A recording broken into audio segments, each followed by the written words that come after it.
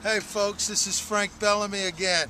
What we're doing here, is we're tilling up we're actually disking a garden, a community garden here at St. Patrick's Church, Catholic Church in Youngstown, Ohio. And the reason we're shooting this today is this is an excellent garden, community garden, and I wanted to show you some things that they're doing here. And these things that you can do in your community. This is a modern, up-to-date garden. Come on, let's take a look. If you can see the field, what we did here, we plowed this up with our plow. And now today what we're doing, we're disking it up, taking the big chunks, and we're making it into smaller, more manageable planting surface. So what I want to do is show you this garden. This garden is a production garden, a profit garden, meaning that they're not just putting out one thing, they're putting out a lot of different produce, vegetables and such in small spaces. Technology today has made it possible for you to grow a large amount of food in a small space. And many of you folks who live in apartments and condos who don't have the privilege of having a front yard or backyard, you can grow food in containers as well. Come on over here. I want to show you something unique to this garden. And a lot of gardens don't have this, but this is a primary thing that you should have in a garden. If you look over here, Michelle, get a shot over here. Let's not get too close. You see these hives? These are beehives in here.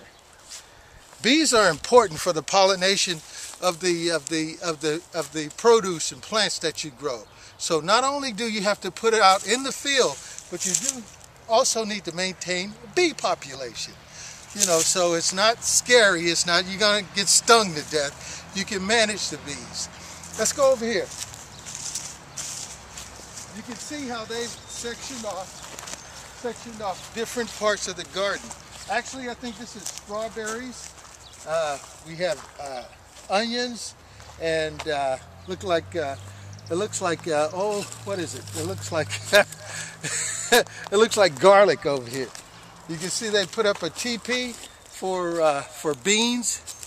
So there's many different things. Look at all these. This is a different crop. This is a different crop. Strawberries. This is nice. Look how they staggered the little atrium setup here where you can grow crops in stages and produce a lot more in a small space. So all through the garden, you can see how we've got several groups of tomatoes, collard greens. This is broccoli, Mom? Is this broccoli? Mm-hmm. Okay, all in small spaces. These are called raised bed planting boxes. What they've done, they've run 2x6 along the side and put the soil in here. And what this makes it possible for you to do is be able to manage your weeds very well. Yeah, and it makes it possible for your plants, your crops to drain properly, so you don't get water standing on the roots and rotting the roots. So this is raised bed technology. Look over here, Mom. Show this one. All over here, pan the whole garden. You can see that they've really taken advantage of raised bed technology. And over near the beehive, you can see the bags of leaves. They're not throwing anything away. Why would they save leaves? Because compost is composted. As plant matter deteriorates and starts to decompose, that's important for plant life itself. So plants rejuvenate themselves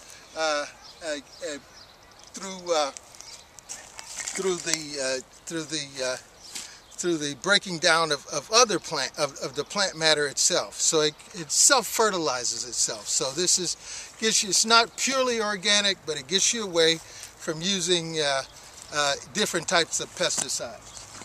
Mom, come over here. Let's go. This is a compost pile. This is the actual open bed compost pile that they're maintaining in this garden.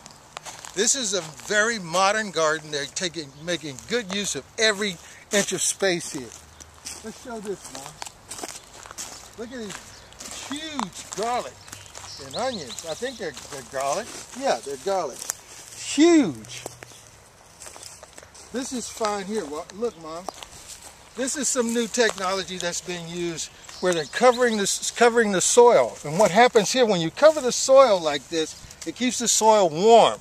So the plants, and it suppresses any weeds. So you're not going in weeding every 2-3 days. With this black mesh over here, and the plants, these are tomatoes that are just popping through, and you get a very, very large production.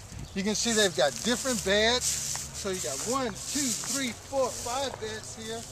And these are wood chips for the walking spaces, and more beds over here. So you can see they're producing a lot of produce just in these small spaces. You're talking about less than 20 feet square. And just imagine the amount of produce they're doing this. So this is done by volunteers as well as community folks and members of the church. So this is Frank Bellamy. It's time to plant. It's time to be self-sufficient and sustaining in your own community and in your own backyard. Hey, YouTube, Facebook, stay with us. We got a lot more. Michelle is going to give some shots of me disking the on the tractor. So let's go over here, Michelle.